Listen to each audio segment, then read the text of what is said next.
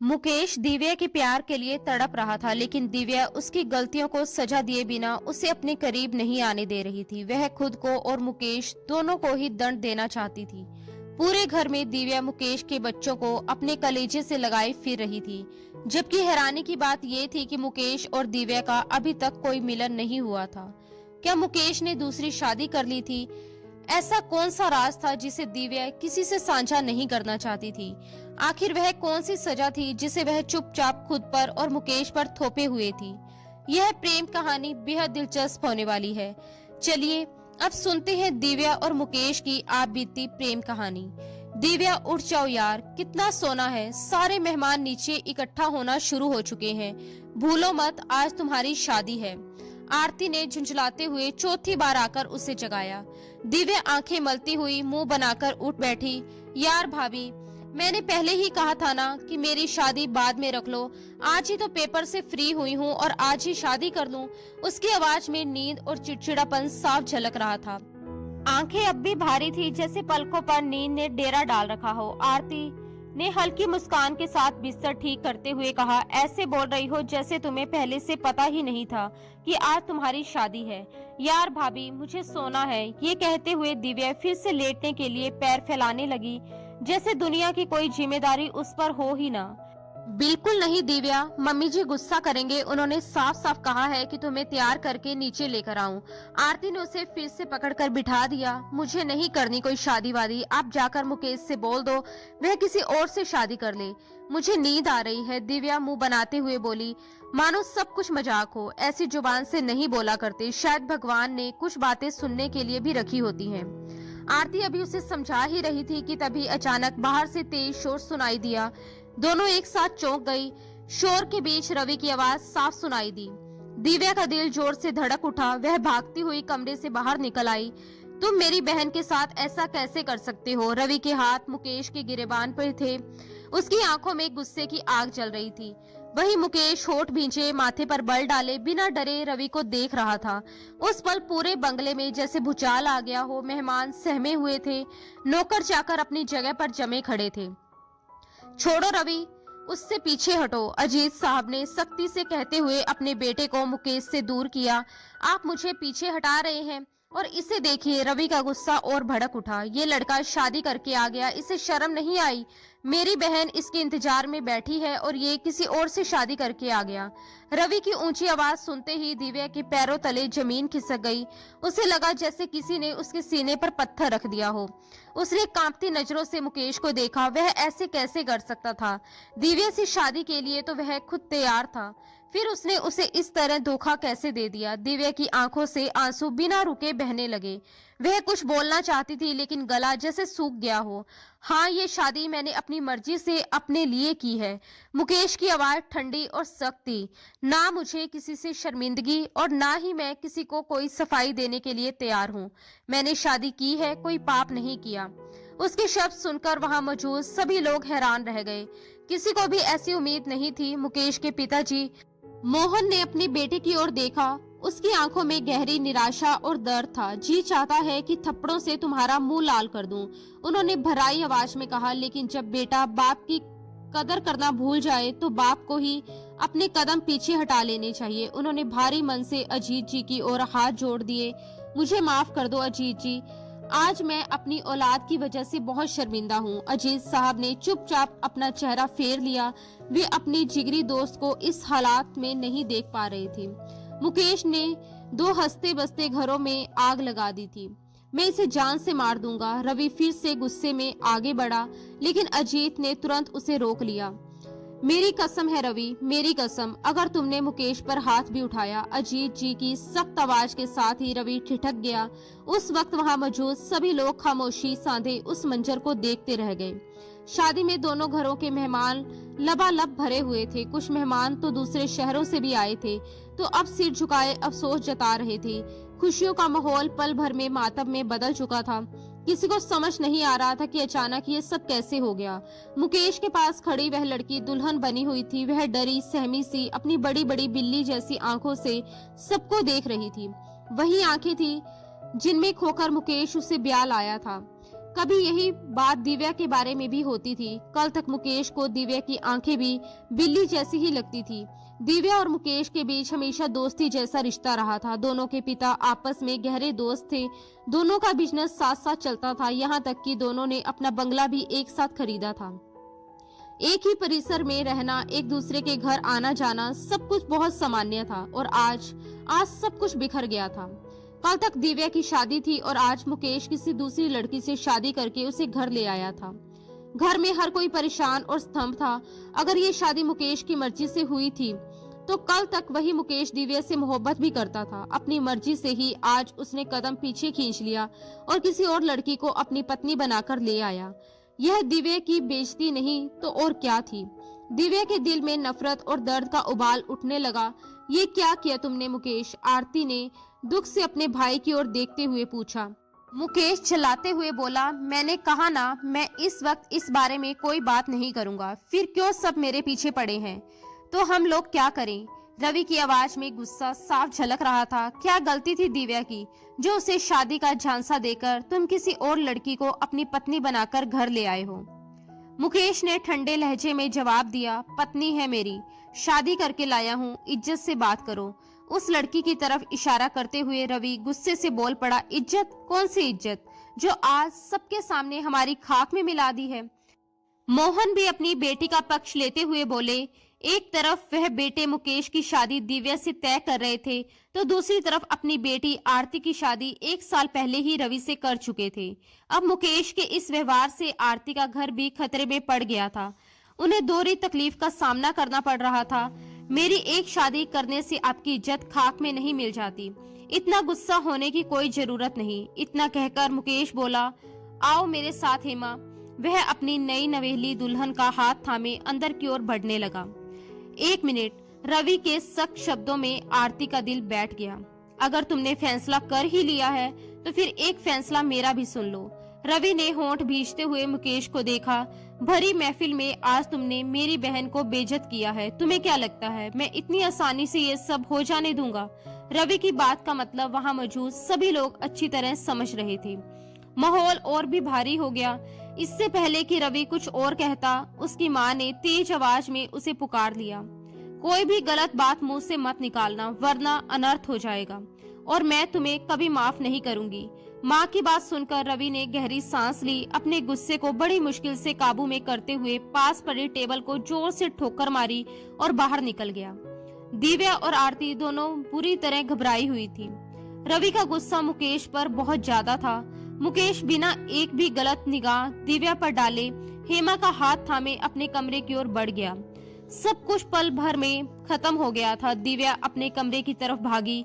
आरती ने उसे जाते हुए दुखी नजरों से देखा और फिर एक शिकायत भरी निगाह अपने पिता पर डाली, जो बेबसी की मूरत बने वहीं बैठे रह गए थे। पापा, आप ठीक हैं? आरती को अपने पिता की हालत ठीक नहीं लग रही थी। मुझे रूम में ले चलो बेटा। आरती मोहन जी को थामे उनके कमरे तक ले गई। वहीं रवि की माँ अपने पति के पास ही बैठी रह गई। उन्हें अभी तक यकीन नहीं हो रहा था कि मुकेश ने दिव्या के साथ इतना बुरा व्यवहार किया और शादी वाले दिन ही किसी और से शादी करके उस लड़की को घर ले आया। इस मामले को सही तरीके से संभालना मुकेश का काम है। मैं नहीं चाहता कि इसका असर आरती और रवि की जिंदगी पर पड़े। बाकी मुकेश से आज के बाद हमारा कोई संबंध नहीं। अजीत जी ने हालात को संभालते हुए रवि की माँ से कहा। रवि की माँ ने चुपचाप हाँ में सिर हिला दिया।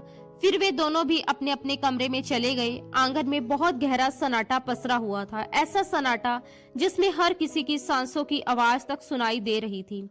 हेमा धीरे धीरे आगे बढ़ी और कांपती आवाज में बोली, ये सब मेरी वजह से हुआ है। मेरी वजह से आज आपके घर वाले आपके खिलाफ हो गए हैं। मुकेश ने तुरंत हेमा को चुप कराते हुए कहा, कोई बात नहीं, तुम फिक्र मत करो, मैं सब संभाल लूंगा। उसके लहजे में ऐसा भरोसा था जैसे उसे खुद पर पूरा यकीन हो कि वह सब ठीक कर देगा। लेकिन ये सब उतना आसान नहीं था जितना वह समझ रहा था। वक्त को अभी साबित करना था कि वह हालात संभालेगा या उन्हें और ज्यादा बिगाड़ देगा। रात के आखिरी पहर रवि घर में दाखिल हुआ। सारा दिन वह घर से बाहर ही रहा था। वह जानता था कि अगर वह दिन में घर आता तो उसका झगड़ा मुकेश से जरूर हो जाता और उस हालात में उसके माँ बाप ये सब सहन नहीं कर पाते। मुकेश को वह हमेशा अपना जिगरी दोस्त ही मानता आया था। कोई ये नहीं कह सकता था कि वे दोनों अलग अलग परिवारों से थे। सब उन्हें भाई ही समझते थे, बल्कि कई लोग तो ये भी कहते थे कि वे सगे भाइयों की तरह रहते हैं। शायद उनके इसी प्यार और भरोसे को किसी की नजर लग गई थी। रवि भारी कदमों से अंदर आया, गुस्से और थकान से भरा हुआ। वह सीधे ड्राइंग रूम में सोफे पर ढह सा गया। पूरा बंगला उस वक्त सन्नाटों की गिरफ्त में था। उसने सोफे पर बाहें फैलाते और आंखें मूंद ली, लेकिन दिमाग में उथल पुथल मची हुई थी। आरती, जो कब से अपनी सास और ससुर के पास बैठकर उन्हें संभाल रही थी, चुपचाप किचन में आकर बैठ गई। किसी ने कुछ खाया पिया नहीं था। बाहर से जो खाना मंगवाया गया था उसे रवि ने अनाथ आश्रम में भिजवा दिया था। शादी कैंसिल होने की खबर अब सबको मिल चुकी थी। थक हार कर आरती किचन से अपने कमरे की ओर जा रही थी कि अचानक खड़की की आवाज सुनकर वह चौंक गई। वह ड्राइंग रूम की तरफ आई। रवि को इस तरह थका और टूटा हुआ देखकर उसका दिल दर्द से भर गया। धीरे से आंसू पोंछते हुए वह उसके पास जाकर बैठ गई और उसका ध्यान अपनी ओर खींचने के लिए उसके घुटने पर हाथ रखा। रवि ने आंखें खोलकर गर्दन घुमाई और एक नजर आरती को देखा। उसकी आंखों में इतना दर्द था कि आरती की पलकें झपक गई। रवि अचानक सीधा बैठ गया और आरती का हाथ झटक दिया। आरती के दिल में जैसे किसी ने चाकू सा घोंप दिया हो। वह दोनों हाथों से अपना सर थामे आंखें बंद किए वहीं बैठी रह गई। उसके पास कहने को कुछ नहीं था। बड़ी हिम्मत करके वह उसके पास आई थी, लेकिन हाथ झटकने से वह हिम्मत भी टूट गई। आंसू पोंछती हुई वह चुपचाप उठ गई। वहीं रवि के दिमाग में अभी भी धमाके हो रहे थे। उसकी नजर बार बार मुकेश के कमरे की तरफ उठ रही थी, जिसका दरवाजा अभी भी बंद था। फिर उसकी नजर बहन के कमरे की तरफ गई। उस वक्त रात के 12 से 1 बज रहे थे। वह दिव्या से मिलना चाहता था। उसे ये एहसास दिलाना चाहता था कि वह उसका भाई है, लेकिन यह वक्त ठीक नहीं था। वह चुपचाप उठकर अपने कमरे की तरफ चला गया। आरती बाथरूम से निकलते हुए उसे अपने कमरे में जाते देख ठिठक गई।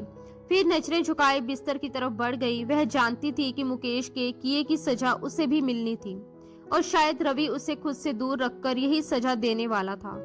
रवि फ्रेश होने बाथरूम में चला गया। दोनों के बीच एक गहरी चुप्पी थी, जिसे तोड़ने की हिम्मत किसी में नहीं थी। तकिए पर सर रखते ही आरती की आंखें फिर से आंसुओं से भर गई। उसे दिव्या के लिए बहुत दुख हो रहा था। मुकेश दिव्या से मोहब्बत करता था, खुद उससे शादी करना चाहता था। फिर वह किसी और लड़की को ब्याह कर घर कैसे ले आया, बिना कुछ बताए अचानक ये सब कैसे कर सकता था? उसने सबके सर पर जैसे बम फोड़ दिया था। कुछ तो ऐसा था जो वह छुपा रहा था, कोई ऐसी बात जो समझ में नहीं आ रही थी। आरती का सर दर्द से फटने लगा। वह झटके से उठ बैठी। रवि, ये सब कैसे सह पाएंगे? मुकेश, मैं तुम्हें कभी माफ नहीं करूंगी। मेरी मासूम सी दिव्या को तुमने कितना दुख दिया है। आज चाहे तुम सारी जिंदगी माफी मांगते रहो, मैं तुम्हें कभी माफ नहीं करूंगी। वह हिचकियों से रोते हुए बड़बड़ाने लगी। किस बात का मातम मना रही हो? रवि उसकी हालत देखकर गुस्से में बोला। आरती ने आंसू पोंछते हुए उसकी तरफ देखा। आंखें लाल हो चुकी थी। रवि ने होंठ भींचे, माथे पर बल डाले और मुंह फेर लिया। मेरे सामने ये सब ड्रामा करने की जरूरत नहीं है। जो तुम्हारे भाई ने किया उसके बाद तुम्हारे आंसू कुछ साबित नहीं करते। मेरा बस चले तो मैं तुम्हारे भाई को जान से मार दूं। रवि दर्द से छटपटाते हुए बोला। आरती का दिल बुरी तरह से टूट गया। वह चुपचाप दराज में सर दर्द की दवा ढूंढने लगी। जब भी वह ज्यादा टेंशन लेती थी उसका सर बहुत तेज दर्द होने लगता था। क्यों शोर कर रही हो? रवि झुंझलाकर बोला। उसकी आवाज सुनकर आरती बुरी तरह से सहम गई और पीछे हटकर बेड के किनारे जा लगी। अब आवाज नहीं आनी चाहिए। रवि ने लाइट बंद कर दी और करवट बदल ली। आरती ने अपने मुंह पर हाथ रखकर हिचकियों को दबा लिया। सिर दर्द से फटा जा रहा था, लेकिन दवा नहीं मिल रही थी। ऐसे दर्द में सोना तो दूर, बैठना भी मुश्किल था। गहरी सांस भरते हुए वह उठी और बालकनी में चली गई। ठंडी हवा में सांस भरते हुए वह वहीं खड़ी रही। आंसू फिर से मोतियों की तरह बहने लगे। मुकेश, तुम्हारी एक गलती हम सब पर बहुत भारी पड़ने वाली है। रेलिंग पर हाथ रखे उसने सिर हिलाया। अब उसे सब कुछ समेटना था जो उसके भाई ने एक पल में बिखेर दिया था। सुबह आंख खुली तो दिव्या को सर चकराता हुआ महसूस हुआ। गहरी सांस भरती हुई वह बाहर आई। घर में वैसे ही सन्नाटा छाया हुआ था, जैसे कोई मौत हो गई हो। दिव्या का दिल फट सा गया। अनचाहे ही उसकी नजरें ऊपर सीढ़ियों की तरफ उठ गई। मुकेश के कमरे का दरवाजा अब भी बंद था। वह लड़की जो कल उसके साथ दुल्हन बनकर खड़ी थी, न जाने क्यों दिव्या को लग रहा था कि उसने उसे पहले भी कहीं देखा है, लेकिन कहाँ, ये उसे याद नहीं आ रहा था। आरती मुंह हाथ धोकर किचन की तरफ जा रही थी। दिव्या ने उसके सूजे हुए चेहरे को देखा और उसे लगा कि जरूर भाई ने उसके साथ भी अच्छा व्यवहार नहीं किया होगा। ये मर जात भी ना। दिव्या के मन में कड़वाहट भर आई। जब आपस में बदला नहीं ले पाते तो औरतों को ही हथियार बना लेती हैं। यही सोच उसके दिमाग में घूम रही थी। अरे दिव्या, तुम जाग गई? आरती ने उसे देखते ही उसकी तरफ कदम बढ़ाई। उसके चेहरे पर जबरदस्ती ओढ़ी हुई नरम मुस्कान थी। तबीयत ठीक है? उसने दिव्या का तपता हुआ हाथ छूते हुए पूछा। मैं ठीक हूँ, भाई किधर है? दिव्या के चेहरे पर हल्की सी भी मुस्कान नहीं आई। कल तक जो आरती चहकती रहती थी, उसके नखरे उठाती थी, आज इतनी चुप और बुझी हुई क्यों लग रही थी? दिव्या का मन कर रहा था कि वह सुबह सुबह ही इस घर से कहीं दूर चली जाए। आरती का चेहरा भी गहरे गम में डूबा हुआ था। दोनों मिलकर डाइनिंग टेबल पर नाश्ता लगाने लगी। जानबूझकर खुद को काम में उलझाए रखने की कोशिश करने लगी ताकि टूटे हुए दिलों की आवाज दब जाए। अजीत साहब और उनकी पत्नी को नाश्ते के लिए बुलाने आरती खुद गई, जबकि मोहन जी को बुलाने दिव्या उनके कमरे की ओर बढ़ी।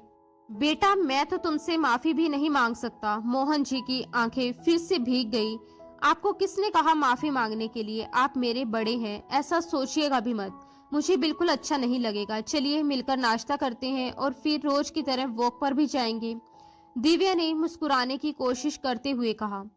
मोहन जी ने उसके सर पर प्यार भरा हाथ रखा और उसके साथ बाहर आ गए। अजीत अपने दोस्तों को देख रहे थे, जो आज उन्हें बहुत बूढ़ा सा लग रहा था, जैसे एक ही दिन में बेटे ने उनके कंधों पर इतना बोझ डाल दिया हो कि वह भीतर से टूट गए हों। दिव्या मोहन जी से सटकर बैठ गई। उसके चेहरे की मुस्कान देखकर आरती ने राहत की सांस ली। सबको नाश्ता परोसने लगी। तभी मुकेश हेमा को साथ लिए नीचे आता दिखाई दिया। जैसे ही वह उसे लेकर डाइनिंग टेबल की ओर बढ़ा, दिव्या के चेहरे के भाव पल भर में बदल गए। मुकेश ने सबको प्रणाम किया ही था कि आरती गुस्से में बोल पड़ी। मुकेश, ये नाश्ता हम सब के लिए बना है। आप अपने लिए और अपनी नई नवेली दुल्हन के लिए खुद नाश्ता बना लीजिए। किचन उस तरफ है, आरती ने साफ शब्दों में कहकर मुंह फेर लिया। मुकेश का हाथ प्लेट की तरफ बढ़ते बढ़ते रुक गया। अच्छा हुआ बता दिया, अब 2 वक्त की रोटी भी हमें यहाँ नहीं मिलेगी, वह दुख से कहते हुए उठने लगा।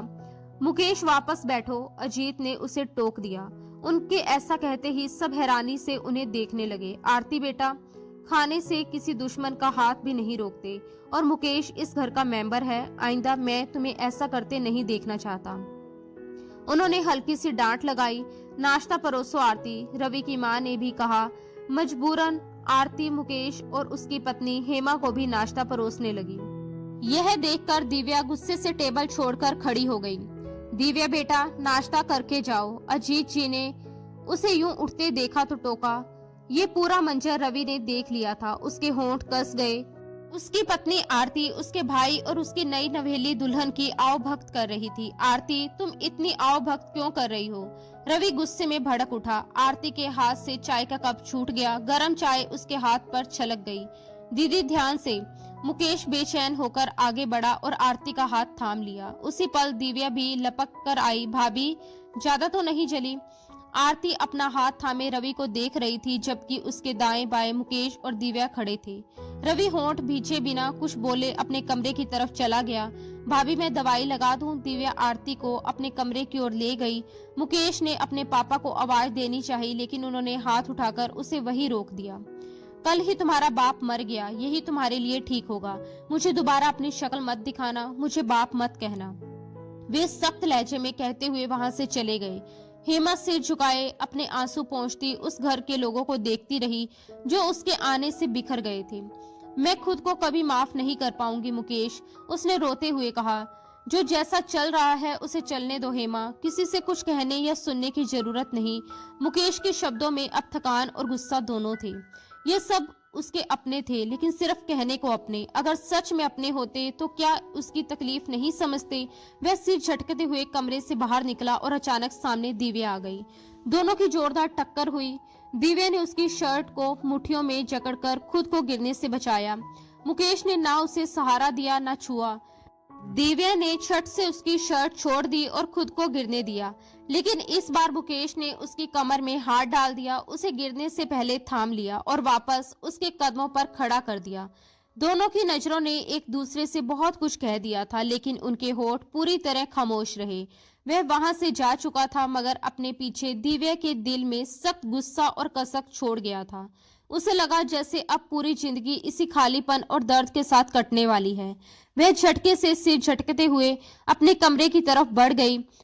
2 दिन बाद अचानक रवि को आरती का वह जख्म याद आया जो चाय गिरने से जल गया था। अब हाथ कैसा है?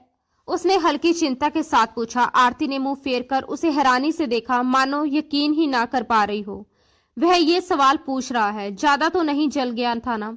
रवि उसके पास बैठते हुए फिक्रमंदी से उसका हाथ देखने लगा। मैं ठीक हूँ, कहते हुए आरती ने अपना हाथ उसके हाथ से खींच लिया, लेकिन रवि ने फिर से उसका हाथ थाम लिया। धीमी आवाज में उसने कहा, मुझे बहुत गुस्सा आ रहा था। मुकेश ने जो किया उसके बाद मैं खुद को संभाल ही नहीं पाया। आरती ने सिर झुकाकर शिकायत भरी नजरों से उसकी तरफ देखा। सही कह रहे हो, सारी गलती मेरी ही थी। शायद हालात ही ऐसे बन गए थे कि उन सबको एक साथ पिसना पड़ रहा था। रवि उठकर बाथरूम की तरफ चला गया। आरती ने पीछे से पूछा, खाना ला दूं? नाराजगी अपनी जगह थी, फिर भी वह एक जिम्मेदार पत्नी की तरह उसके खाने पीने का ख्याल रख रही थी। नहीं, भूख नहीं है, इतना कहकर वह बाथरूम में चला गया। नहाकर बाहर आया तो कमरे की लाइट बंद थी। सिर्फ साइड लैंप की हल्की रोशनी में दिख रहा था कि आरती सोने के लिए लेट चुकी है। वह बाल सुखाते हुए आकर बेड से टेक लगाकर बैठ गया और मोबाइल चलाने लगा, लेकिन सर दर्द से फटने लगा तो वह मोबाइल एक तरफ रखता सोने के लिए लेट गया। नींद अब आंखों से कोसों दूर थी। रवि का मन अपनी पत्नी आरती की चाहत में पूरी तरह उलझा हुआ था। उसके जज्बात गहराई से भरे हुए थे। मनपसंद पत्नी की मौजूदगी उसके लिए किसी नशे से कम नहीं थी। वह सोच रहा था कि आखिर कब तक वह गुस्से और दूरी में रहता रहेगा। उसकी चाहत का नशा अब उस पर पूरी तरह हावी हो चुका था। धीरे धीरे वह आरती के पास बढ़ा, उसका हाथ उसके कमर पर डालते हुए गर्दन के पास अपने दहकते होठ रख दिए। आरती अभी थोड़ी नींद में थी और उसे बिल्कुल उम्मीद नहीं थी कि रवि यूं उसके पास आएगा। उसका दिल उस वक्त 120 की रफ्तार से धड़क रहा था। रवि बहुत नरमी और ध्यान से उसे चूम रहा था। आरती के दिल की धड़कन एक पल में गहराई से बढ़ गई, लेकिन उसने रवि का हाथ झटका नहीं। वह जानती थी कि पत्नी की मोहब्बत और अपनापन पति का हक है। रवि ने उसे अपनी तरफ खींचा, उसके गले से दुपट्टा हटाकर एक तरफ रखा और उसे अपने सीने से चिपका लिया। आरती अब पूरी तरह बेकाबू हो चुकी थी। उसने अपनी धड़कते दिल को मुश्किल से संभाला, पर उसकी चाहत और भावनाएं उस पर काबू पा रही थी। बेहद नरमी और प्यार से वह रवि पर बरस रही थी। रवि ने अपनी शर्ट के बटन खोले और धीरे धीरे आरती की शर्ट के बाजू को बाहर निकाल दिया। फिर पूरी रात दोनों अपनी मोहब्बत की लहरों में डूबे रहे। उनकी चाहत और लगन में आरती की सिसकियां पूरे कमरे में गूंज रही थी, जैसे हर आवाज उनकी प्यार की गवाही को बयां कर रही हो। कितने दिनों के बाद उसने आरती को इतने करीब आते हुए देखा था। ये एहसास उसे अपने प्यार की गहराई का महसूस करवा रहा था। आरती की आंखों से आंसू टूटकर तकिए पर गिर रहे थे और रवि के सर पर यह सब देखकर जुनून सा छा गया। वह एक पल में अपने सारे गुस्से को भूल गया और अपनी पत्नी की चाहत में उसे पूरी तरह अपने करीब खींच लिया। उसकी सांस तक नियंत्रित कर रहा था। अभी वह पूरी तरह प्यार की लहरों में डूबा था। धीरे धीरे वह आरती के साथ दो जिस्मों और एक जान की तरह जुड़ता चला गया। अचानक उसके कंधे पर नाखून चुभते ही उसने हल्का सा होश में आकर पूछा, जान क्या हुआ? जरा अपनी गर्दन तिरछी करो। उस वक्त वह पूरी तरह अपने प्यार और जुनून में खोया हुआ था। रात भर प्यार में डूबे रवि आरती को अपने प्यार का एहसास दिलाता रहा। वह उससे पूरी तरह थका चुका था, लेकिन दोनों की चाहत की लहरें अभी भी कम नहीं हुई थी। सुबह जब रवि की आंखें खुली तो आरती भी उसे देखकर मचल रही थी। वह उसकी बाहों में थी, जबकि रवि अभी भी गहरी नींद में लेटा सिर तकिए पर टिकाए सो रहा था। आरती का मन कर रहा था कि उसे जगा दे, पर फिर रवि की नींद का ख्याल आया और उसने चुपचाप दबे पांव उठकर बाथरूम की तरफ चली गई। नहाकर वह वापस आई तो देखा रवि जाग चुका था, लेकिन उसकी आंखें अब भी बंद थीं और वह बेड के किनारे टेक लगाए बैठा था। आप जाग गए? आरती ने मुस्कुराते हुए उसे बुलाया। तो वह एक पल के लिए आंखें खोलकर उसे देखने लगा। अगले ही पल फिर से आंखें मूंद ली। आरती के होठों से मुस्कुराहट पल में गायब हो गई। उसे रवि के चेहरे पर फिर वही गुस्सा और मलाल दिखने लगा, जैसे रात भर उनके बीच कुछ भी हुआ ही ना हो। वह गहरी सांस भरती हुई अपनी नम आंखों को साफ करने लगी। रवि बहुत चुप्पी से उठा, बाथरूम में गया और नहाने लगा। आरती को यह लग रहा था कि रात जो कुछ भी हुआ वह मोहब्बत नहीं थी, रवि को सिर्फ उसके जिस्म की भूख थी और उसने अपनी भूख को पूरी तरह मिटा लिया था। अपने आंसू गिराते हुए वह अपने बालों में जोर जोर से कंघी करने लगी। ना जाने कितने बाल टूटकर उसे तकलीफ पहुंचा रहे थे। ये क्या बदतमीजी है आरती, जाहिलों की तरह कंघी कर रही हो। वह बाहर निकलते ही उसे अपने बालों के साथ उलझा देखकर भड़क गया। छोड़िए मुझे, वह अपना हाथ गुस्से से छुड़ाती और फिर जोर जोर से कंघी करने लगी। पागल हो गई हो क्या, सारे बाल टूट रहे हैं, थप्पड़ खाओगी क्या, रवि ने गुस्से में कहा। तो उठा लीजिए हाथ, मिल जाएगी आपको ठंडक, शायद इसी तरह आपके अंदर की आग ठंडी हो जाए। वह अपने गालों पर आए आंसू बड़ी बेदर्दी से रगड़ रही थी। उसके गाल लाल हो गए थे। इतना गुस्सा क्यों कर रही हो, रवि अब धीमे शब्दों में बोला। हाथ छोड़ो मेरा, आपको जो चाहिए था वो मिल गया ना, अब ये नाटक मत करो। आरती के शब्दों ने रवि के दिमाग को पल में हिला दिया। क्या बकवास कर रही हो, दोबारा मत बोलना। वह उसके बालों को सख्ती से जकड़कर उसका चेहरा अपनी तरफ खींचने लगा और गर्दन झटक दी। रवि मेरे बाल बाल खींचने से उसे दर्द की एक लहर महसूस हुई। मेरी मोहब्बत और चाहत तुम्हें हवस लगती है, तुम्हें लगता है सिर्फ इसी वजह से मैं तुम्हारे पास आता हूँ। ठीक है, अब मैं नहीं आऊंगा, आज के बाद तुम्हारे पास नहीं आऊंगा। वह गुस्से से उसके बाल छोड़कर अपना मोबाइल, पर्स और घड़ी उठाता और कलाई में पहनने लगा। आरती सर दर्द से वहीं जमीन पर बैठी रही। उसकी आंखों के सामने अंधेरा छाने लगा। रवि पलटकर वापस आया और उसे यूं नीचे बैठा देखकर उसकी तरफ लपका। उठो आरती, अपनी आंखें खोलो। वह उसका चेहरा थपथपाने लगा। उसे पता था कि उसके सर में दर्द है, फिर भी वह उसे तकलीफ देता रहा। उसे बिस्तर पर बिठाते हुए वह पानी का गिलास उसके होठों तक ले आया। तुम ठीक तो हो ना, उसका सर धीरे धीरे दबाता हुआ उसने उसे अपने सीने से लगा लिया। उसके सीने से चिपकी आरती फूट फूट कर रो रही थी। रवि ने उसके माथे पर अपने होठ रखे और उसे अंदर से सुकून महसूस हुआ। इसी तरह समय बीतता गया। सबने हेमा को घर की बहू स्वीकार कर लिया। इसके अलावा कोई और विकल्प भी नहीं था। दिव्या ने कॉलेज में एडमिशन ले लिया था। वह भूल गई कि उसकी कभी मुकेश के साथ शादी भी होने वाली थी। वह अपनी लाइफ में मगन और खुश रहती थी। हेमा प्रेग्नेंट हो चुकी थी, वहीं आरती भी प्रेग्नेंट थी। दिव्या आरती का बहुत ख्याल रखती थी और उसे काम भी नहीं करने देती थी। एक दिन हेमा को अचानक पेट का दर्द हुआ और उसके पास कोई भी नहीं था। वह दर्द से बेहाल हो रही थी। उसकी आंखों के आगे अंधेरा छा गया था, लेकिन वह किसी को आवाज देने की हिम्मत नहीं कर पा रही थी। वह बड़ी मुश्किल से उठकर बाहर आई। दर्द सहते सहते उसका रंग बिल्कुल पीला पड़ गया था। वह दर्द से तड़पती हुई नीचे उतरने की कोशिश कर रही थी, तभी वह बुरी तरह से लड़खड़ा गई। दिव्या ने उसे गिरने से बचा लिया। तुम ठीक हो? दिव्या की परेशान आवाज पर हेमा ने अपनी आंखें खोली। मेरे बच्चे को बचा लो प्लीज, वह रो रही थी। मम्मी, पापा, भाभी, वह सभी को बुलाने लगी। हेमा की बिगड़ती हालत देखकर उसके खुद के हाथ पैर फूलने लगे। रवि की माँ और दिव्या ने मिलकर हेमा को गाड़ी में बिठाया। मैं अभी साथ चलती हूँ, आरती ने परेशानी से कहा। नहीं, तुम्हारी अपनी हालत ठीक नहीं है, तुम घर पर रुको, मुकेश से बात करो, हम हेमा को अस्पताल लेकर जाएंगे। रवि की माँ ड्राइवर और दिव्या के साथ हेमा को अस्पताल लेकर चली गई। हेमा का ट्रीटमेंट चल रहा था। आप में से दिव्या कौन है? अचानक डॉक्टर की आवाज गूंजी। डॉक्टर की बात सुनते ही दिव्या और उसकी माँ दोनों एक साथ चौंक गए। आपको पेशेंट अंदर बुला रही है, उनकी हालत बहुत नाजुक है, प्लीज उनके हस्बैंड को तुरंत कॉल करिए। डॉक्टर की परेशान आवाज पर रवि की माँ के हाथ पांव कांपने लगे। दिव्या जब अंदर पहुंची तो हेमा के चेहरे पर ऑक्सीजन मास्क लगा हुआ था, हाथ में इंजेक्शन की ड्रिप चल रही थी। दर्द से उसे थोड़ा आराम मिला हुआ था, मगर आंखों में अजीब सी बेचैनी थी। तभी डॉक्टर ने दिव्या को पास बुलाया और जो कुछ उन्होंने कहा उसे सुनकर दिव्या के पैरों तले से जमीन खिसक गई। वह बदहवास सी बाहर आई तो मुकेश और रवि भी वहां पहुंच चुके थे। दिव्या ने मुकेश की तरफ अजीब निगाहों से देखा, लेकिन वह उसकी नजरों का मतलब समझ नहीं पाया। डॉक्टर ने गंभीर स्वर में कहा, देखिए इस वक्त माँ और बच्चा दोनों की हालत बहुत खराब है। हम पूरी कोशिश करेंगे कि दोनों को बचा सकें। ये सुनते ही मुकेश घबराकर बोला, लेकिन प्लीज डॉक्टर, आप माँ को बचाइए। मुकेश की बात पर डॉक्टर कुछ पल चुप रहे और फिर बिना कुछ कहे पलट गए। इस पूरे वक्त दिव्या की नजरों की तपिश मुकेश अपने ऊपर साफ महसूस कर रहा था। करीब 1 घंटे के लंबे ऑपरेशन के बाद डॉक्टर बाहर आए और बेटे के पैदा होने की खबर सुनाई, लेकिन साथ ही ये भी बताया कि हेमा अपनी जिंदगी की बाजी हार चुकी है। ये सुनकर हर किसी की आंखों में गम के आंसू झलक आए। मुकेश वहीं टूट सा गया। उसे यकीन नहीं हो रहा था कि वह सब कुछ इतनी जल्दी और अचानक बदल जाएगा।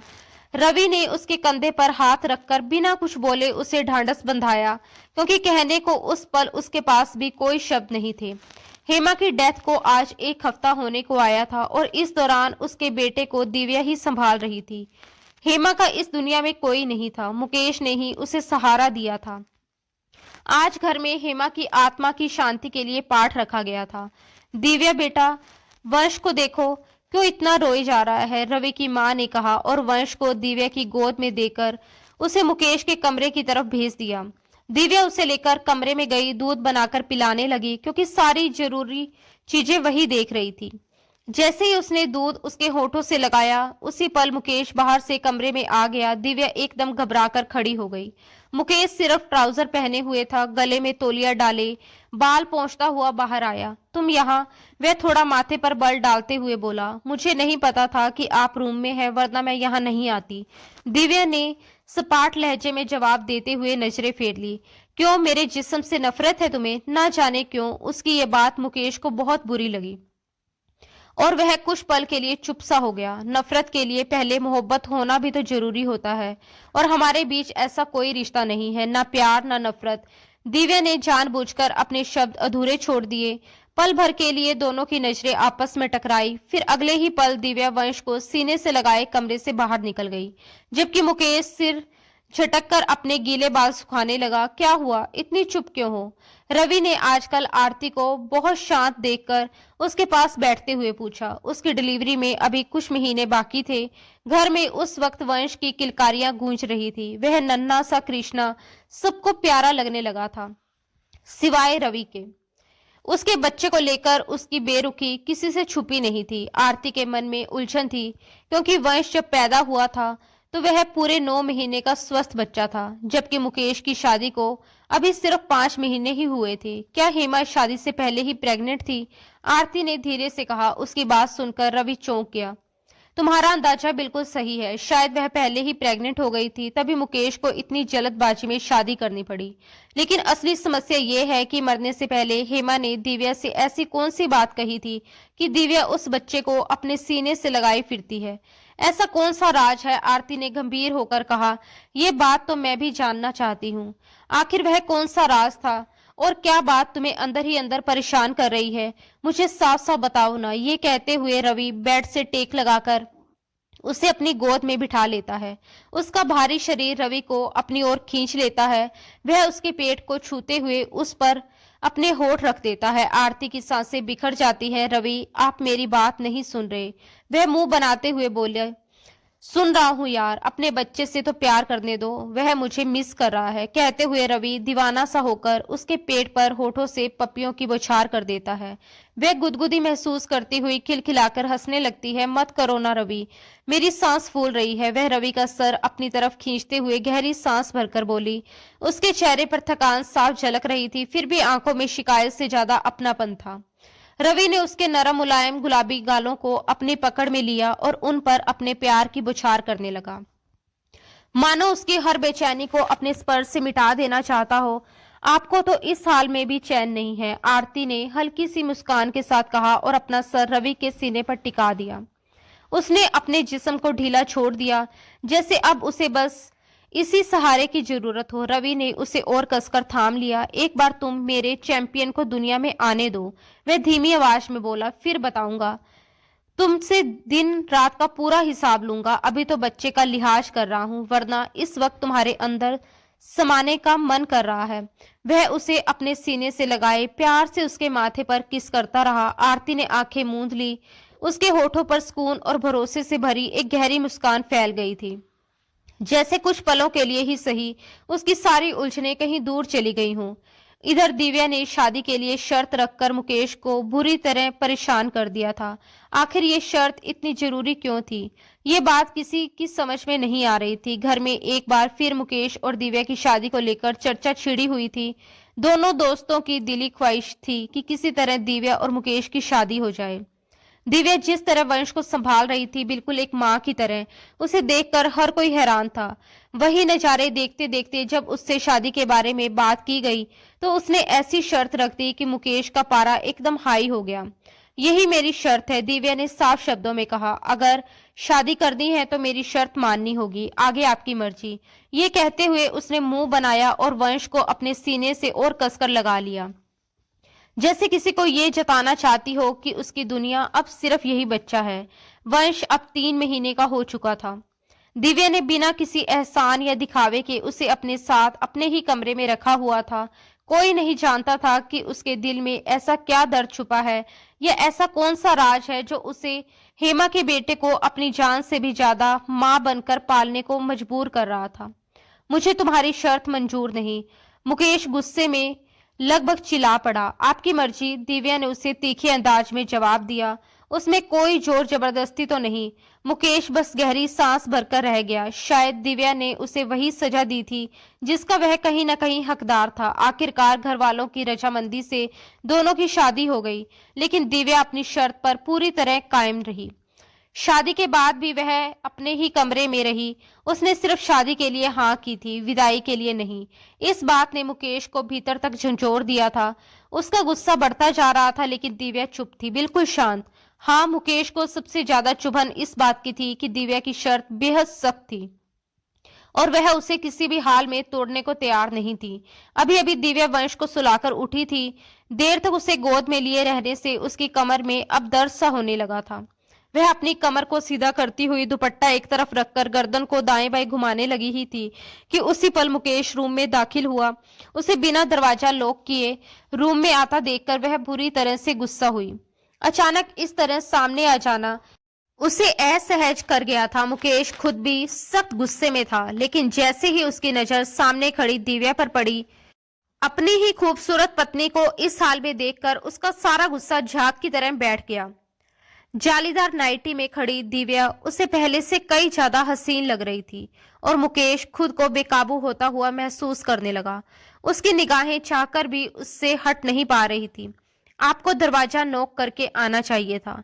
दिव्या ने माथे पर बल डालते हुए अपना दुपट्टा ठीक किया और मुकेश को घूरते हुए कहा। उसके लहजे में नाराजगी साफ झलक रही थी।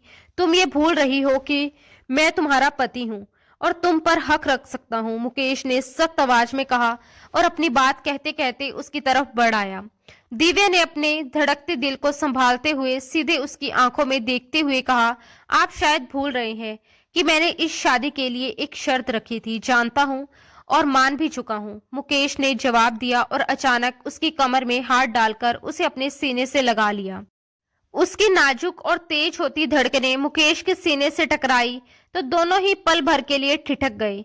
दिव्या एकदम से छटपटाई और खुद को छुड़ाने की कोशिश करते हुए बोली, मेरे पास क्यों आ रहे हो? दूर हो जाओ मुझसे। उसने पूरी ताकत से खुद को उसकी पकड़ से अलग करना चाहा। पास ना आने की शर्त नहीं रखी थी तुमने, मुकेश गंभीर शब्दों में बोला। वह उसका चेहरा अपनी धड़कनों में छुपाने लगा, मानो खुद को काबू में रखने की कोशिश कर रहा हो। क्या कर रहे हो आप? मुकेश, छोड़ो मुझे। दिव्या का गुस्सा अब साफ झलकने लगा था। शादी के बाद छोड़ा नहीं जाता, कहते हुए वह उसके पास जिद और मस्ती पर उतर आया। उसकी हरकतों से दिव्या का होश उड़ने लगा था। अपमान और डर से भरी दिव्या का हाथ अचानक गुस्से में उठा और अगले ही पल मुकेश के गाल पर उसकी 5 उंगलियों का निशान उभर आया। बदले में मुकेश का हाथ भी उठा था, लेकिन दिव्या ने डर के मारे अपनी आंखें कसकर मींच ली थी। पल भर के लिए कमरे में सन्नाटा छा गया। मुकेश ने अपना हाथ हवा में ही रोक लिया। अपने भीतर उभरते गुस्से पर उसने कैसे काबू पाया ये वही जानता था। 2 साल का टाइम मांगा है ना तुमने, उसने दबी लेकिन कठोर आवाज में कहा। तो वादा करता हूँ 2 साल तक तुम्हें उंगली से भी नहीं छूऊंगा। लेकिन जैसे ही वंश को 2 साल पूरे होंगे, उसके अगले दिन का भी इंतजार नहीं करूंगा। बिना किसी लिहाज के तुम्हारी आत्मा में समा जाऊंगा, तुम्हारी धड़कनों को धड़कते हुए अपना बनाऊंगा, और उस दिन तुम क्या, कोई भी मुझे नहीं रोक पाएगा, समझी तुम? वह उसे बाजू से पकड़कर झंझोड़ते हुए बोला, और अगले ही पल वह कमरे से बाहर निकल गया। दिव्या अपने आंसू पोंछते हुए बैठ गई और अपना हाथ देखने लगी। उसकी उंगलियां अब भी हल्का सा कांप रही थी। उसे खुद पर बहुत अफसोस हो रहा था। उसका इरादा कभी भी मुकेश पर हाथ उठाने का नहीं था, लेकिन उस पल वह अपने गुस्से पर काबू नहीं रख पाई और उसका हाथ उठ गया था। उसे ये एहसास भीतर ही भीतर कचोट रहा था। हाँ, वह मुकेश को 2 साल की सजा दे रही थी, ठीक वैसे ही जैसे उसने 1 साल तक सच छुपाकर उसे सजा दी थी। अब जैसा हिसाब बराबर हो रहा है, एक अनकहा दर्द, एक अनकहा गुस्सा, सब कुछ दोनों के बीच दीवार बनकर खड़ा था। इसी उथल पुथल के बीच आरती की डिलीवरी का वक्त आ गया था। उस समय रवि शहर से बाहर गया हुआ था और अस्पताल में सिर्फ अजीत जी ही मौजूद थे। वंश को वह अपनी मां के पास छोड़कर आई थी, लेकिन उसका मन बुरी तरह घबराया हुआ था। डॉक्टर ने आरती की हालत बहुत गंभीर बताई थी। ये सुनते ही दिव्या के जहन में कुछ महीने पहले वाली वही डरावनी स्थिति ताजा हो गई, जब हेमा जिंदगी और मौत के बीच जंग लड़ रही थी। यादें किसी साए की तरह उसे घेरने लगी। दिव्या आरती के लिए रो रो कर भगवान से प्रार्थना कर रही थी, हाथ जोड़े, आंखें बंद किए, बस एक ही दुआ मांग रही थी कि इस बार सब ठीक हो जाए। तभी अचानक तेज कदमों की आहट के साथ मुकेश अंदर दाखिल हुआ। उसकी निगाहें सीधा दिव्या पर टिक गई और वह उसी की तरफ बढ़ने लगा। दिव्या का दिल जोर जोर से धड़कने लगा। उस पल उसे एहसास हुआ कि वह कितना थक चुकी है, अकेले मजबूत बने रहने से, हर दर्द खुद ही सहने से। बस उसी वक्त उसका दिल चाहा कि वह मुकेश के सीने में समा जाए। वह खुद को संभाल ना सकी। उसके कदम लड़खड़ा गए और आज उसे मुकेश चाहिए था, हर हाल में, बिना किसी शर्त के। जैसे ही मुकेश उसके पास पहुंचा, दिव्या एकदम से उसके सीने से जा लगी। मुकेश वहीं ठिठक गया, बिल्कुल चुप। उसे यकीन ही नहीं हुआ कि दिव्या खुद आगे बढ़कर उसे इस तरह गले लगा सकती है। उसने उसे खुद से अलग करना चाहा, लेकिन दिव्या और जोर से उससे चिपक गई। उसकी हिचकियों में बदलता रोना मुकेश के दिल को भीतर तक चीर रहा था।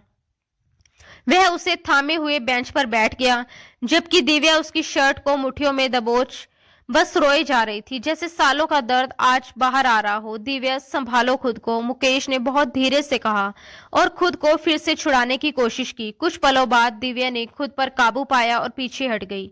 वह चुपचाप अपने आंसू पोंछने लगी। आई एम सॉरी कहते हुए उसकी आवाज भर आ गई।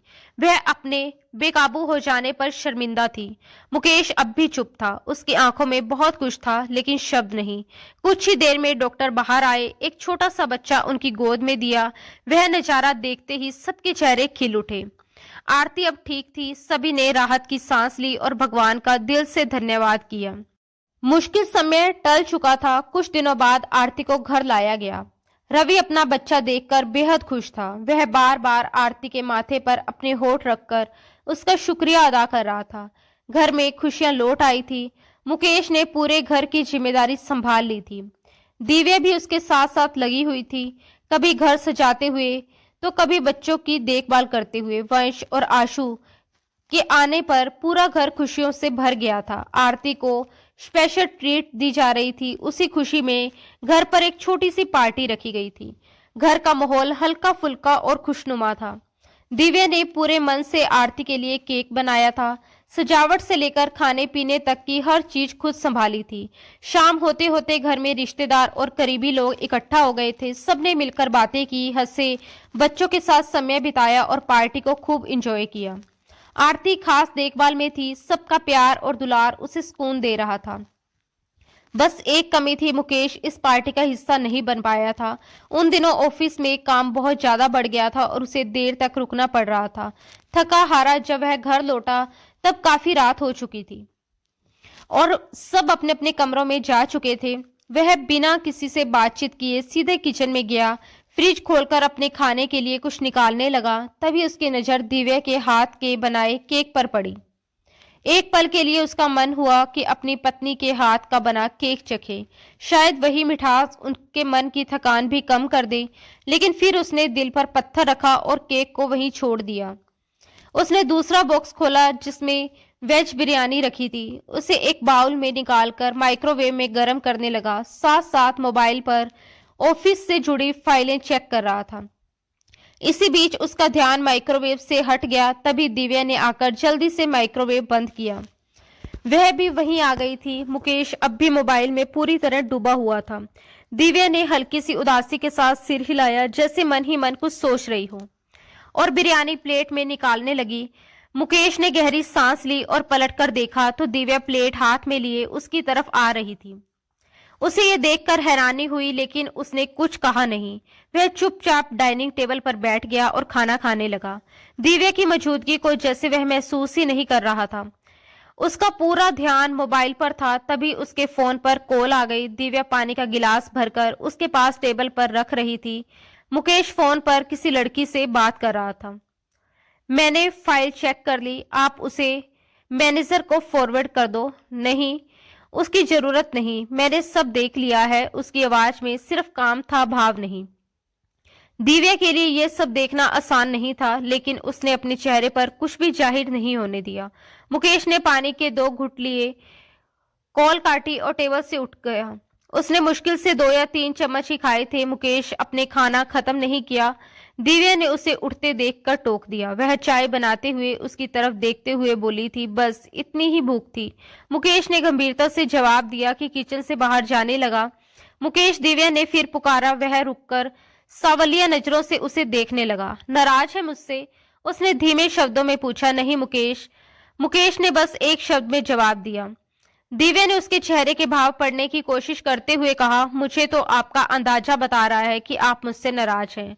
दिव्या ने उसका रास्ता रोक लिया। वह होंठ दबाते हुए माथे पर बल डालकर बोली, आप बोल क्यों नहीं रहे? दिव्या उसकी खामोशी और उसके शब्दों के बीच छुपे दर्द को समझ रही थी। अभी बोलने के लिए 1 साल और 6 महीने बाकी हैं। जाने दो मुझे, उसके बाद बात करूंगा। मुकेश ने बेहद गंभीरता से कहा और उसके दोनों गालों को हल्के से छूते हुए अपने कमरे की तरफ बढ़ गया। लेकिन आज दिव्या को एहसास हो रहा था कि उसने गुस्से में ऐसी शर्त रखी कि मुकेश को तकलीफ देगी, पर अब वह खुद अपनी शर्त से पूरी तरह पछता रही थी। वह उसे सजा देने के साथ साथ खुद को भी सजा दे रही थी। अब सिवाय इंतजार के और कुछ नहीं कर सकती थी। कुछ समय के बाद वर्ष की पहली सालगिरह थी, जिसे दिव्या बहुत धूमधाम से मनाना चाहती थी। उसने कई दिनों पहले से ही तैयारियां शुरू कर दी थी। घर की सजावट, मेहमानों की लिस्ट, बच्चों के कपड़े, केक और छोटे मोटे सरप्राइज। ये दिन उसके लिए बहुत खास था, क्योंकि वंश सिर्फ एक बच्चा नहीं बल्कि उसकी पूरी दुनिया बन चुका था। लेकिन मुकेश शहर से बाहर था। उसने पूरे दिन उसका इंतजार किया, कई बार कॉल की, मैसेज भी भेजे, लेकिन कोई जवाब नहीं आया। शाम ढलती गई और रात गहराती चली गई। दिव्या देर तक बैठी रही, बार बार दरवाजे की तरफ देखती रही, लेकिन मुकेश नहीं आया। दिव्या, बच्चे का केक कट कर लो, शायद मुकेश को कोई जरूरी काम पड़ गया हो, इसलिए नहीं आ पाया। रवि ने उसका उतरा हुआ चेहरा देखकर मोहब्बत से समझाते हुए कहा कि नहीं भाई। दिव्या की आवाज में दर्द था। वंश उसका बेटा है, उसे याद रखना चाहिए था कि क्या उसे एहसास नहीं कि उसकी फैमिली भी है? क्या सिर्फ बिजनेस ही सब कुछ होता है? एहसास, जज्बात क्या कुछ भी मायने नहीं रखते? वह दुखी अंदाज में बोली। तभी अपने पीछे किसी की मौजूदगी का एहसास होते ही वह पलटी।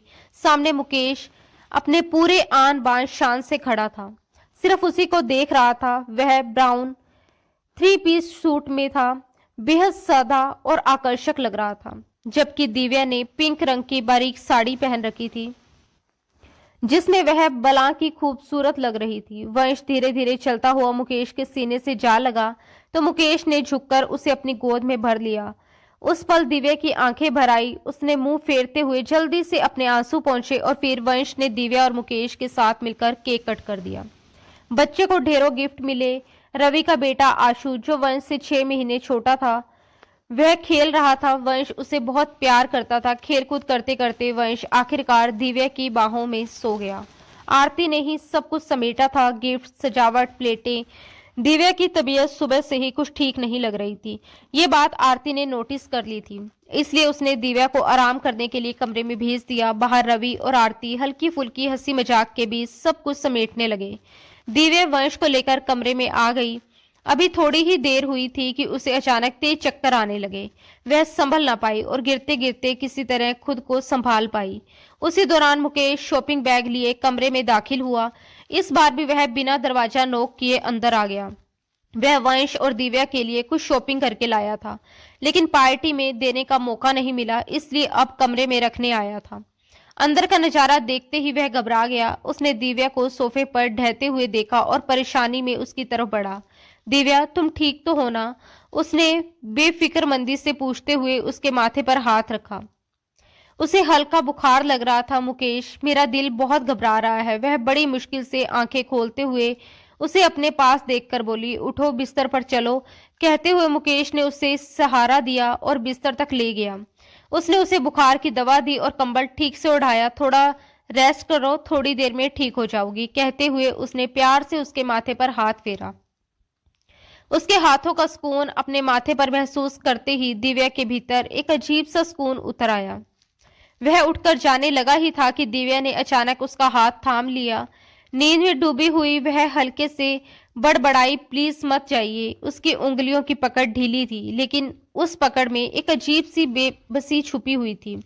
यही हूं, कहीं नहीं जा रहा, मुकेश ने बहुत धीमी आवाज में कहा और वहीं बैठकर उसके सर को धीरे धीरे दबाने लगा। वह खुद बेहद थका हुआ था। दिन भर की भागदौड़ और जिम्मेदारियों ने उसे तोड़ दिया था, लेकिन दिव्या की तकलीफ उसे अपने दिल पर महसूस हो रही थी। वह जानता था कि दिव्या कभी कमजोर नहीं रही। वह छोटी सी लड़की हिम्मत नहीं हारती थी, हर मुश्किल में खुद को संभाल लेती थी, लेकिन आज वह अंदर से टूट रही थी और मुकेश उससे टूटता हुआ दिव्या को देख नहीं सकता था। कितने ही पल वह वहीं उसके पास बैठा रहा, बस उसका चेहरा देखता रहा, उसकी शांत होती सांसों को महसूस करता रहा। वह जानता था कि अब दिव्या को उसके प्यार की तलब हो रही है, उसे उसके साथ की जरूरत है, लेकिन फिर भी मुकेश खुद को रोक रहा था। वह उसकी शर्त पूरी होने से पहले उसके करीब नहीं आना चाहता था। वह उसे ये जताना चाहता था कि जो शर्त उसने रखी है उससे उसने एक मर्द होकर भी पूरी इज्जत और सब्र के साथ स्वीकार किया है। वो ये भी जानता था कि दिव्या अब अपनी रखी हुई शर्त पर खुद पछता रही है। जब उसने दिव्या को पूरी तरह नींद में डूबा देखा तो वह धीरे से उठा। बाहर जाते हुए उसकी नजर पहले वंश पर पड़ी। उसने झुककर वंश के माथे पर प्यार से अपने होठ रखे, फिर उसकी नजर अनायास ही दिव्या के चेहरे पर ठहर गई। दिल की आवाज ने उसे एक बार फिर पलटने पर मजबूर कर दिया। वह आगे बढ़ा और बहुत प्यार से दिव्या के माथे पर भी अपने होठ रख दिए। माँ और बेटे दोनों पर अपना स्नेह लुटाता हुआ वह चुपचाप अपने कमरे की तरफ बढ़ गया। वक्त पंख लगाकर उड़ रहा था और अब वह दिन भी आ गया था जब दिव्या पूरी तरह उसकी होने वाली थी। अब दिव्या शर्म से मुकेश से छुपाती फिर रही थी। वर्ष 2 साल का हो गया था, लेकिन वह अब भी अपनी विदाई के लिए पूरी तरह राजी नहीं थी। इस बात पर मुकेश फिलहाल बिल्कुल चुप था। दिव्या को उस पर गुस्सा भी आता था, क्योंकि उसने उसकी शर्त पूरी कर दी थी। वह चाहता था उसकी शर्त को खत्म कर सकता था, उसे मना कर सकता था, उससे उसकी वजह पूछ सकता था, लेकिन मुकेश ने ऐसा कुछ भी नहीं किया। दिव्या जो भी कहती वह बिना सवाल किए तुरंत मान लेता था। उसने कभी उससे मनाने की कोशिश तक नहीं की थी। ऊपर से शादी के बाद पूरे 2 साल इंतजार किया, खुद भी तड़पा और दिव्या को भी तड़पाया। बेटा, जैसे तुम्हारी इच्छा थी कि वंश के 2 साल का होने पर तुम्हारी विदाई होगी, तो वंश तो भगवान की कृपा से 2 साल का हो गया। अब विदाई में देर नहीं करनी चाहिए। मोहन अंकल ने अपनी बहू के सर पर प्यार भरा हाथ रखते हुए अपने दोस्त अजीत से स्नेह से कहा। अजीत जी ने तुरंत अपनी बेटी दिव्या से बात की। पापा, मुझे थोड़ा टाइम चाहिए। उसे समझ नहीं आ रहा था कि वह उन्हें और कैसे टाले, क्योंकि अब मुकेश की मोहब्बत का ख्याल आते ही उसके दिल को कुछ होने लगा था। अजीत साहब ने उसे बड़े प्यार और धैर्य से समझाया। दिव्या उनकी बात समझ तो गई थी, मगर अपने दिल का क्या करती, जो अजीब से डर और अनकहे सवालों से घिरा हुआ था। समय यूं ही बीतता गया और एक पूरा हफ्ता निकल गया। दिव्या की तरफ से फैली हुई खामोशी को मुकेश साफ महसूस कर रहा था। अब उसके सब्र का बांध टूटने लगा था। वर्ष 2 साल का हो गया था, लेकिन इसलिए आज से तुम मेरे कदमों में सोओगी, उसने दृढ़ लेकिन बेहद शांत स्वर में कहा। उस वक्त दिव्या किचन में खड़ी वंश के लिए दूध गर्म कर रही थी। अचानक अपने कान के पास मुकेश की आवाज सुनकर वह बुरी तरह से चौंक गई। दिल थामे उसकी ओर देखने लगी। मुकेश बहुत प्यार से यह बात कहकर जा चुका था, लेकिन दिव्या के भीतर उथल पुथल मच गई। ये बिल्कुल नहीं होगा, ये कौन सा तरीका है विदाई लेने का। उसने मन ही मन तय कर लिया था कि धूमधाम से विदाई होने के बाद ही वह उसके जीवन में शामिल होगी। ये सोचते हुए वह अपने कमरे की तरफ मुड़ गई। वंश को सीने से लगाए वह उसे दूध पिला रही थी कि तभी मुकेश ने बिना रुके दरवाजा धकेलकर अंदर कदम रखा। दिव्या का दिल जैसे पसलियां तोड़कर बाहर आने को मचल उठा। खुद चलोगी या मैं उठाकर ले जाऊं? मुकेश का अंदाज अब पूरी तरह बदला हुआ था। उसकी आंखों में इश्क का ऐसा सैलाब उमड़ रहा था कि दिव्या खुद को उससे बचा नहीं पा रही थी। उसके भीतर भी वही उथल पुथल थी, वही खिंचाव जिसे वह अब तक दबाए हुए थी। ऐसे नहीं जाऊंगी, आप पहले मुझे लेने आओगे, उसने बिना सोचे समझे कह दिया। वह वंश को बिस्तर पर लिटा ही रही थी कि मुकेश ने आगे बढ़कर उसे अपनी बाहों में भर लिया और अपने कमरे की ओर बढ़ गया। दिव्या बस उसे देखती रह गई। उसके भीतर भी मुकेश के प्यार का सैलाब उमड़ चुका था। थोड़ी देर बाद मुकेश उसे गोद में उठाकर अपने कमरे में ले आया और अपनी बाहों से निकलकर नीचे उतारा। क्या कर रहे हो? दिव्या घबराकर बोली। आज की रात कुछ नहीं सुनूंगा, दिव्या कहते हुए वह उसे अपनी बाहों में भरकर कमरे का दरवाजा पांव से बंद कर चुका था। वह उसे अपने बिस्तर तक ले गया और दिव्या हड़बड़ाकर पीछे हटते हुए बेड के किनारे से जा लगी। आज दिव्या को बचाने वाला कोई नहीं था। 2 साल का रुका हुआ सब्र अब काबू में नहीं था। मुकेश उसके पास आकर उसे अपनी बाहों में भरते हुए बोला कि वह कितने सालों से उसके लिए तड़प रहा था और आज उसे अपने करीब महसूस करना चाहता था। दिव्या भी 2 साल से खुद को संभाले हुए बैठी थी। मुकेश को पाकर वह भी होश खो बैठी थी।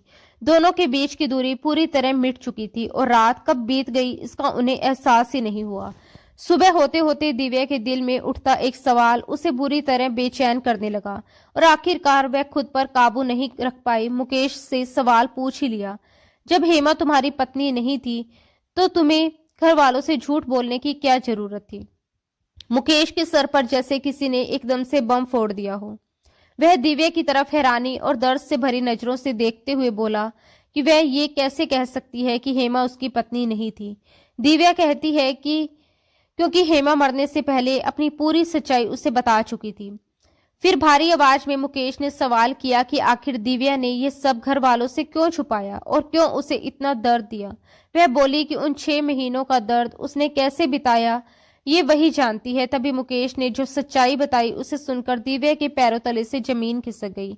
हेमा दरअसल उसके दोस्त संजय की पत्नी थी। हेमा और संजय ने लव मैरिज की थी, लेकिन संजय के परिवार वालों ने हेमा को कभी स्वीकार नहीं किया। इसी वजह से दोनों अलग रह रहे थे। संजय अपने परिवार का इकलौता बेटा था और उसके पिता की सारी प्रॉपर्टी उसी के नाम थी। अचानक उसके पिता को दिल का दौरा पड़ा और उन्होंने संजय को बुलाकर अपनी पूरी संपत्ति उसके आने वाले बच्चे के नाम कर दी थी। ये बात सिर्फ संजय और हेमा जानते थे। परिवार में किसी और को इसकी खबर नहीं थी। कुछ दिन बाद एक कार एक्सीडेंट में संजय की भी मौत हो गई। मरने से पहले उसने मुकेश से वादा लिया था कि वह उसकी पत्नी और उसके बच्चे की जान बचाएगा, उन्हें उनका हक दिलाएगा और उसके बच्चे का भविष्य सुरक्षित करेगा। मुकेश ने दोस्ती निभाते हुए ये वादा तो कर लिया, लेकिन उसे समझ नहीं आ रहा था कि हेमा को कहां और कैसे सुरक्षित रखे। संजय के घर वाले हेमा के पीछे पड़े थे और उसे जान से मारने तक उतारू थे। वे ना तो हेमा को और ना ही उसके बच्चे को कभी स्वीकार करने वाले थे। हेमा पहले से ही दिल की मरीज थी और प्रेगनेंसी के दौरान ही उसकी मौत हो गई। उसी बच्चे और उसकी इज्जत को बचाने के लिए मुकेश को मजबूरी में हेमा को अपने घर में पत्नी बनाकर रखना पड़ा, ताकि समाज और घर वालों की नजर में वह सुरक्षित रह सके और कोई उस पर उंगली ना उठा सके। ये सब सुनकर दिव्या भीतर तक खिल गई। उसे अपने आप पर बहुत गुस्सा आया कि उसने बिना पूरी सच्चाई जाने मुकेश के बारे में कितना कुछ गलत सोच लिया था। कभी कभी जो सच्चाई दिखती है वह असल सच नहीं होता, उसके पीछे कई दफन राज छिपे होते हैं। यह एहसास आज दिव्या को बुरी तरह से तोड़ गया था। हेमा ने मरते वक्त बस इतना ही कहा था कि मुकेश उसका पति नहीं है, ना ही उसके बच्चे का पिता। इतना कहकर वह दुनिया छोड़ गई थी। उस वक्त दिव्या कुछ बोल नहीं पाई थी, लेकिन उसने डॉक्टर से जांच करवा ली थी।